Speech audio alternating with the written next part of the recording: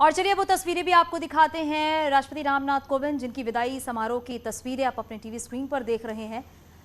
और राष्ट्रपति रामनाथ कोविंद के सम्मान में ये विशेष कार्यक्रम रखा गया है और संसद भवन के केंद्रीय कक्ष में महामहिम का ये विदाई समारोह। राष्ट्रपति रामनाथ कोविंद संसद भवन में पहुंचे हुए हैं, जहां उन्हें सम्मान के साथ उनका ये विदाई समारोह। उपराष्ट्रपति, प्रधानमंत्री, लोकसभा अध्यक्ष राष्ट्रपति की अगवानी में मौजूद हैं। तस्वीरें भी आप अपने टीवी स्क्रीन पर देख रहे हैं।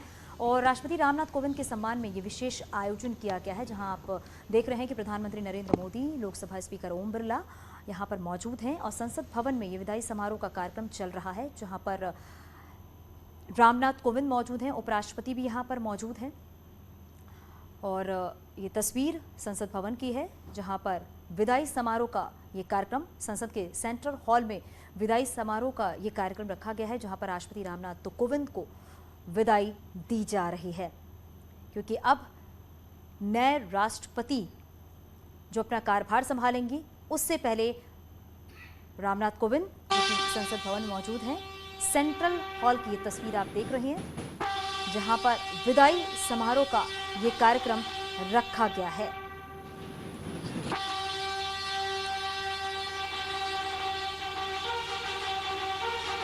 तो संसद भवन में पहुंच चुके हैं रामनाथ कोविंद, उपराष्ट्रपति भी मौजूद हैं, प्रधानमंत्री नरेंद्र मोदी, लोकसभा स्पीकर ओम बिरला भी इन तस्वीरों में नजर आ रहे हैं।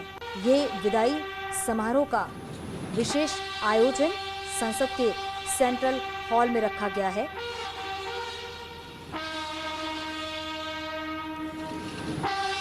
और इससे पहले कल की अगर बात की जाए तो डिनर का आयोजन किया गया था, डिनर पार्टी का आयोजन किया गया था, जहां पर प्रधानमंत्री ने ये डिनर का आयोजन करवाया था, जहां पर सीएम योगी आदित्यनाथ, पुष्कर सिंह धामी और तमाम जो बड़े लीडर्स हैं वो भी मौजूद थे। और आज की तस्वीर आप देख रहे हैं, जहां पर रामनाथ कोविंद, लोकसभा स्पीकर ओम बिरला मौजूद हैं। और ये विदाई समारोह का विशेष आयोजन, विशेष कार्यक्रम रखा गया है।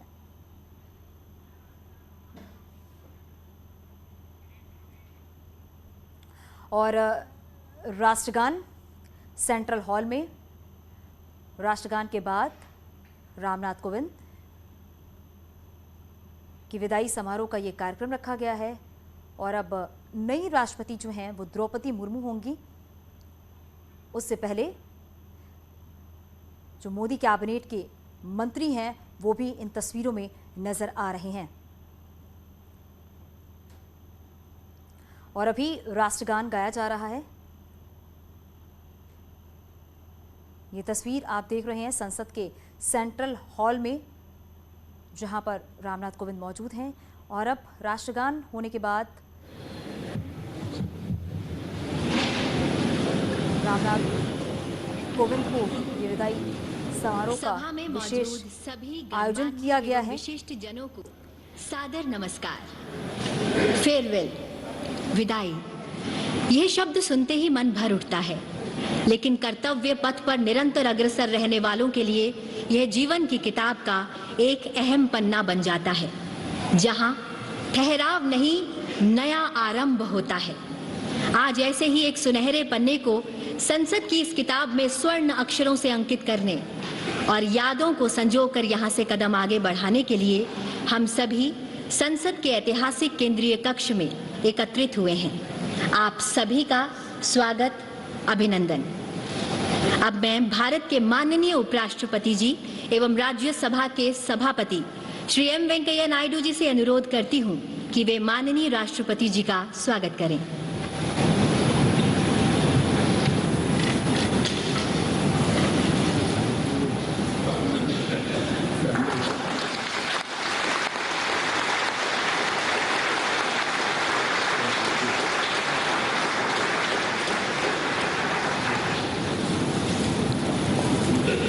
धन्यवाद माननीय उपराष्ट्रपति जी। अब मैं अनुरोध करती हूं माननीय लोकसभा अध्यक्ष श्री ओम बिरला जी से कि वे माननीय राष्ट्रपति जी का अभिनंदन करें।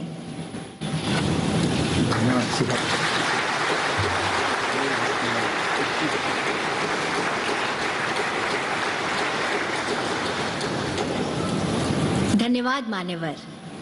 अब मैं आग्रह करती हूँ लोकसभा के माननीय अध्यक्ष श्री ओम बिरला जी से कि वे माननीय राष्ट्रपति जी के सम्मान में संसद सदस्यों की ओर से विदाई संदेश प्रस्तुत करें।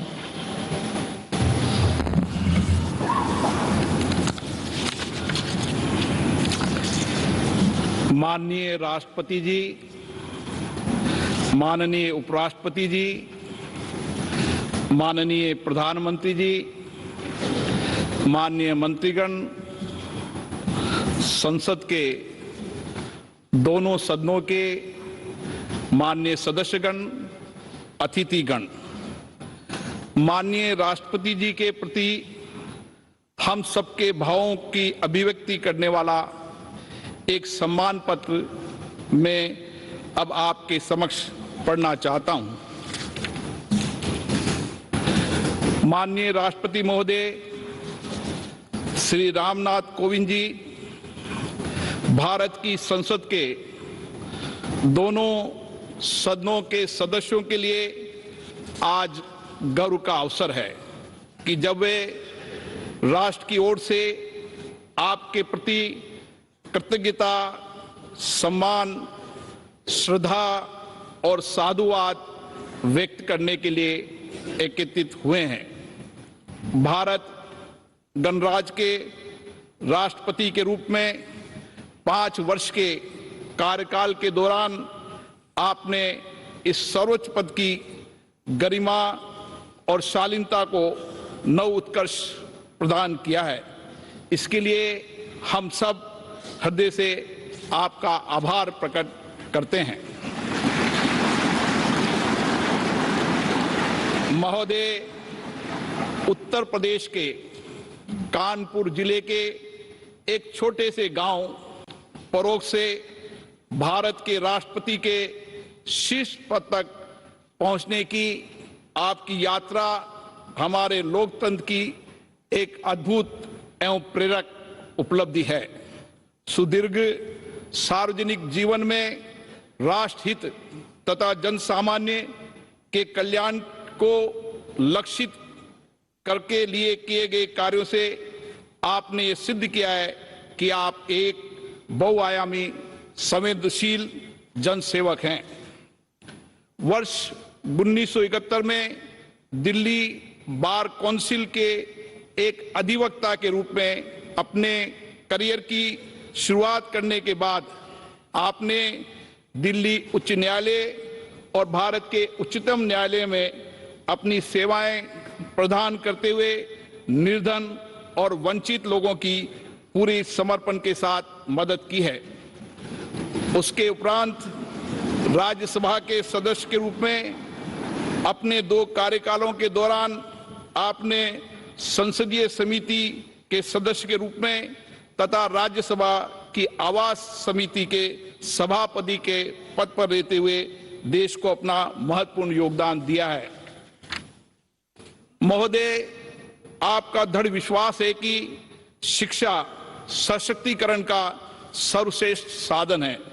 इसी भावना से संसद सदस्य के रूप में आपने ग्रामीण क्षेत्र में शिक्षा के प्रसार के साथ साथ उच्च शिक्षा के क्षेत्र में बुनियादी सुविधाएं उपलब्ध कराने और उनकी गुणवत्ता बढ़ाने पर बल दिया है। आपने राष्ट्र निर्माण में महिलाओं की अधिक से अधिक भागीदारी और समाज के वंचित वर्गों, विशेष रूप से दिव्यांगों और अनाश्रितों के लिए अधिक अवसरों के सृजन के लिए आपने निरंतर प्रयास किए हैं। जनहित के महत्वपूर्ण मुद्दों के लिए आपकी अटूट प्रतिबद्धता लोक सेवा के प्रति आपके समर्पण का प्रमाण है। महोदय, वर्ष 2015 में बिहार के महामहिम राज्यपाल के पद पर आसीन होने के बाद आपने संवैधानिक मूल्यों को संरक्षित रखते हुए शांतिपूर्ण तरीकों से और संवाद के माध्यम से अनेक मुद्दों का समाधान किया, जिसके लिए एक स्वर से आपकी सराहना की गई। कुलाधिपति के रूप में अपने राज्य के विश्वविद्यालयों के क्रियाकलापों के सुधार के लिए निरंतर प्रयास किए गए। इसके अतिरिक्त आपने कुलपतियों की नियुक्ति में पारदर्शिता लाने एवं विश्वविद्यालयों के बेहतर विनियमन के लिए एक न्यायिक आयोग का भी गठन किया।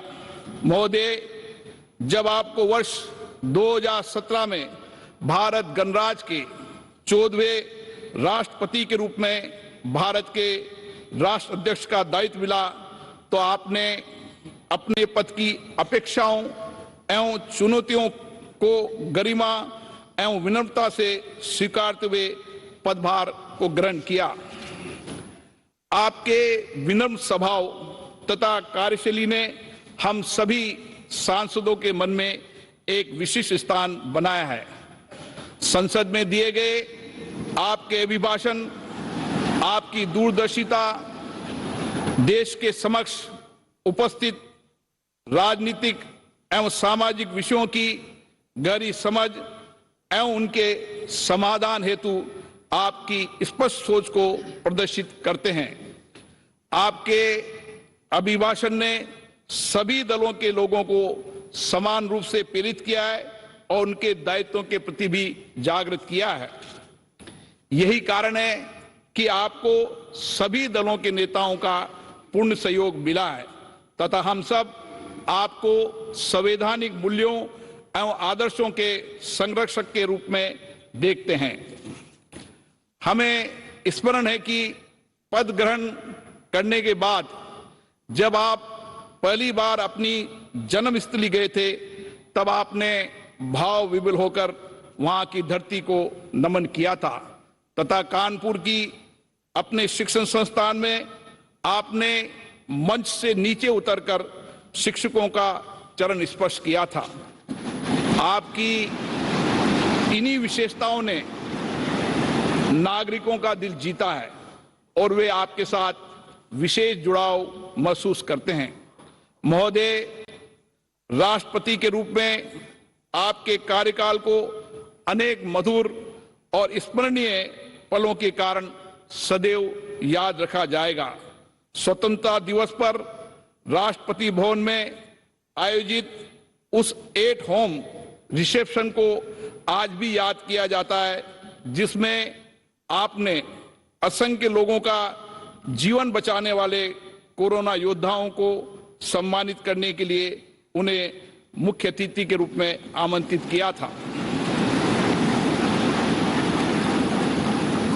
भारतीय सेना के सुप्रीम कमांडर के रूप में मई 2018 में सियाचिन में सबसे ऊंचाई पर स्थित युद्ध क्षेत्र कुमार पोस्ट में तैनात सैनिकों से आपकी ऐतिहासिक मुलाकात, पीएम केयर्स निधि में 1 माह के वेतन का दान करने का आपका अनुकरणीय योगदान, कोविड-19 के विरुद्ध संघर्ष के दौरान अधिक धनराशि उपलब्ध कराने के लिए मित्रता के उपायों के साथ 1 वर्ष के लिए अपने वेतन के 30% भाग का परित्याग करना, ऐसे कई उदाहरण हैं जो देश की सामूहिक चेतना में स्थायी रूप से अंकित रहेंगे। भारतीय संविधान के सिद्धांतों का अक्षरशः पालन, राजनीति निष्पक्षता के लिए आपकी प्रतिबद्धता और राष्ट्रपति भवन को आम नागरिकों के लिए सुलभ बनाने जैसे आपके अनुकरणीय कार्य आने वाली पीढ़ियों को सदैव प्रेरित करते रहेंगे। महोदय, आज जब राष्ट्र अपनी स्वतंत्रता के 75वें वर्ष में है, हमारा सौभाग्य है कि हम आपके दूरदर्शी एवं अनुभवी मार्गदर्शन में अमृतकाल में प्रवेश कर रहे हैं। आप राष्ट्रपिता महात्मा गांधी, बाबा साहेब अंबेडकर, श्यामा प्रसाद मुखर्जी व पंडित दीनदयाल उपाध्याय जैसे महान नेताओं से प्रेरित रहे। आपकी सरलता, विनम्रता तथा परहित को स्वहित से अधिक महत्व देने के स्वभाव से ये स्पष्ट है कि आपने इन महापुरुषों के विचारों और शिक्षाओं को अपने जीवन में अनुसरण किया है। हमें पूर्ण विश्वास है आपके विचार तथा आपका व्यक्तित्व वर्तमान के साथ भावी पीढ़ी के लिए भी प्रेरणा स्रोत बने रहेंगे। हम आपके स्वस्थ जीवन और दीर्घायु होने की कामना करते हैं। जय हिंद।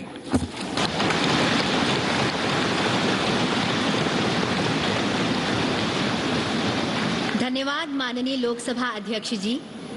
अब मैं आपसे अनुरोध करती हूं कि आप माननीय राष्ट्रपति जी को विदाई संदेश भेंट करें।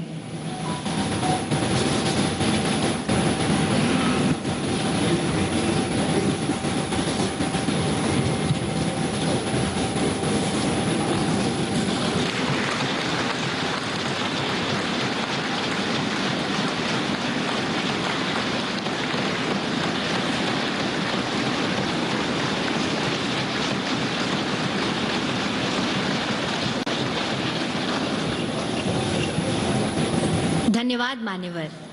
अब मैं अनुरोध करती हूं माननीय उपराष्ट्रपति एवं राज्यसभा के सभापति श्री एम वेंकैया नायडू जी और लोकसभा अध्यक्ष श्री ओम बिरला जी से कि आप दोनों संयुक्त रूप से माननीय राष्ट्रपति जी को स्मृति चिन्ह भेंट करें।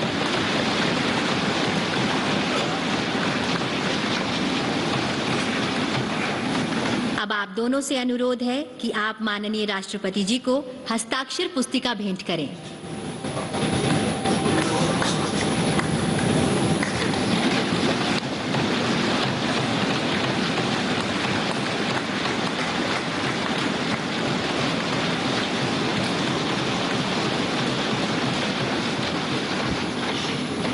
सादर धन्यवाद। अब मैं विनम्र निवेदन करती हूं माननीय राष्ट्रपति जी से कि वे विशिष्ट जनों की सभा को संबोधित करें और हम सभी का मार्ग प्रशस्त करें।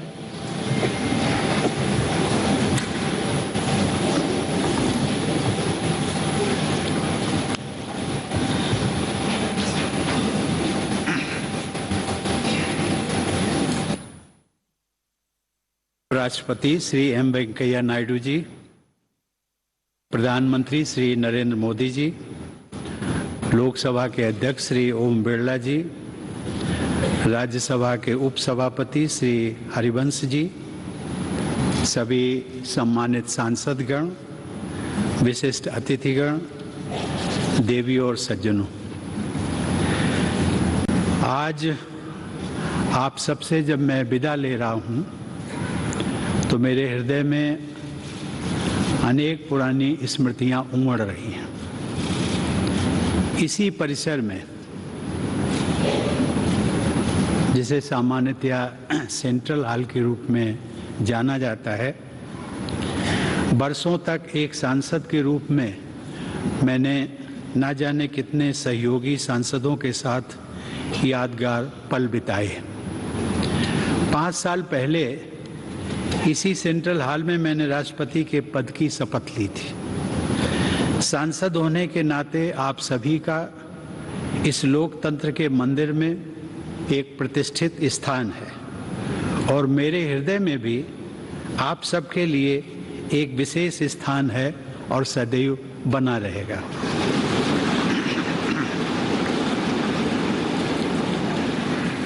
आप सबके लिए ये विशेष गौरव की बात है कि आप सब भारत की जनता के निर्वाचित प्रतिनिधि हैं। भारत की जनता ने आप सबके माध्यम से मुझे राष्ट्रपति के रूप में चुनकर देश की सेवा करने का अवसर प्रदान किया। इसके लिए मैं देशवासियों का सदैव आभारी रहूंगा। सर्वशक्तिमान ईश्वर की कृपा से जिस दायित्व को निभाने का अवसर मुझे प्राप्त हुआ, उसका निर्वहन आप सभी के सहयोग के बिना संभव नहीं था। इसके लिए मैं आप सबका भी आभार व्यक्त करता हूं। अपने कार्यकाल के दौरान मैंने अपनी पूरी क्षमता से अपने कर्तव्यों का निर्वहन करने का प्रयास किया है। आप सबने मेरे प्रति जिस अटूट विश्वास का परिचय दिया, उसके बल पर मैं अपने कर्तव्यों को भली भांति निभा सका।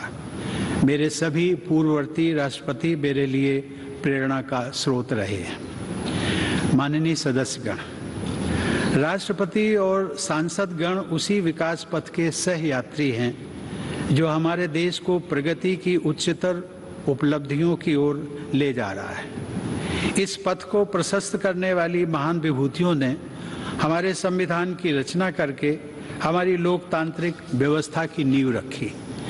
यद्यपि संविधान सभा के सदस्यों को ही हमारे संविधान की रचना का श्रेय जाता है, लेकिन वह ऐतिहासिक कार्य उन्होंने भारत के लोगों के प्रतिनिधि के रूप में किया था। इसीलिए हमारा संविधान हम भारत के लोगों द्वारा अंगीकृत, अधिनियमित और आत्मार्पित किया गया। भारत के लोग ही अपने प्रतिनिधियों अर्थात आप सभी माननीय सांसदों के माध्यम से अपने गणतंत्र की यात्रा का मार्गदर्शन करते हैं। इसीलिए संसद को लोगों के तंत्र यानी लोकतंत्र का मंदिर भी कहा जाता है। देवी और सज्जनों, हमारे संविधान के अनुच्छेद 79 के अनुसार संघ के लिए एक संसद होती है जो राष्ट्रपति और दोनों सदनों से मिलकर बनती है। इस संवैधानिक प्रावधान के अनुरूप अपनी भावना का समावेश करते हुए मैं राष्ट्रपति को संसदीय परिवार के अभिन्न अंग के रूप में देखता हूँ। जैसा कि किसी भी परिवार में होता है, संसद में भी कभी कभी मतभेद होते रहते हैं। आगे का रास्ता कैसे तय करना है, इस विषय पर विभिन्न दलों के विचार अलग अलग हो सकते हैं, लेकिन हम सब संसद रूपी परिवार के सदस्य हैं जिनकी सर्वोच्च प्राथमिकता है राष्ट्र रूपी विशाल संयुक्त परिवार के हित में निरंतर कार्य करते रहना। राजनीतिक प्रक्रियाएं राजनीतिक दलों के अपने तंत्रों के माध्यम से संचालित होती हैं, लेकिन पार्टियों को दलगत राजनीति से ऊपर उठना चाहिए और राष्ट्र सर्वोपरि की भावना से यह विचार करना चाहिए कि देशवासियों के विकास और कल्याण के लिए कौन कौन से कार्य आवश्यक हैं।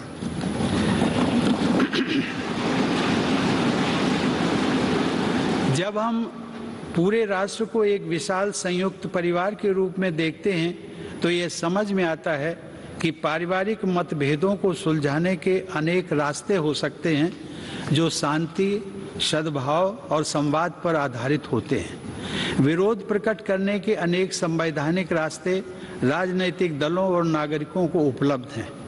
राष्ट्रपिता महात्मा गांधी ने अपने उद्देश्यों को प्राप्त करने के लिए शांति और अहिंसा पर आधारित सत्याग्रह के अस्त्र का इस्तेमाल किया था, लेकिन वे दूसरे पक्ष का सम्मान भी करते थे। हमारे नागरिकों को अपनी मांगों के लिए दबाव बनाने का तथा विरोध करने का संवैधानिक अधिकार उपलब्ध है, लेकिन मेरे विचार से इस अधिकार का प्रयोग हमेशा गांधीवादी तौर तरीकों के अनुरूप शांतिपूर्ण ढंग से ही किया जाना चाहिए। माननीय सदस्यगण, मेरे कार्यकाल के दौरान 2 अत्यंत महत्वपूर्ण ऐतिहासिक आयोजन किए गए। राष्ट्रपिता महात्मा गांधी की 150वीं जयंती के उपलक्ष्य में अनेक यादगार समारोह पूरे देश में आयोजित किए गए। इस संदर्भ में मैं स्वच्छ भारत अभियान की परिवर्तनकारी उपलब्धियों का उल्लेख करना चाहूँगा। यह कहा जा सकता है कि स्वच्छता का यह राष्ट्रीय अभियान सरकार और देशवासियों की ओर से महात्मा गांधी के प्रति सच्ची श्रद्धांजलि रहा है।